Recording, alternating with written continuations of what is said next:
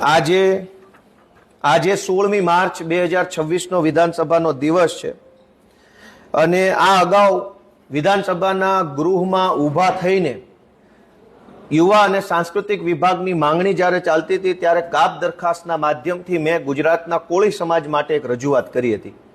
કોળી સમાજ ગુજરાતનો સંખ્યાની દ્રષ્ટિએ સૌથી મોટો સમાજ છે અને કોળી સમાજનું આસ્થાનું કેન્દ્ર સંત શ્રી વેલનાથ બાપુ છે. વેલનાથ બાપુનું જન્મસ્થાન અને એમનો ઐતિહાસિક ધૂણો એ જુનાગઢ જિલ્લાના પલાસવા ગામે આવેલ છે. જે સંત શ્રી વેલનાથ બાપુને ગુજરાતભરનો કોળી સમાજ ખૂબ શ્રદ્ધા અને આસ્થાથી માને છે, એવા સંત વેલનાથ બાપુના ધૂણાનો આજ દિવસ સુધી ગુજરાતની ભાજપની સરકારે કોઈ વિકાસ કરેલ નથી. ત્યાં કોઈ ઇન્ફ્રાસ્ટ્રક્ચરની સુવિધા, યાત્રાળુઓને અપડેટ મળે એવી ડેશબોર્ડની સુવિધા, યાત્રાળુઓને રહેવા જમવાની, પાર્કિંગની, સીસીટીવી કેમેરા, ટોયલેટ બાથરૂમ, મહિલાઓ માટેની કોઈ વ્યવસ્થા કરી નથી.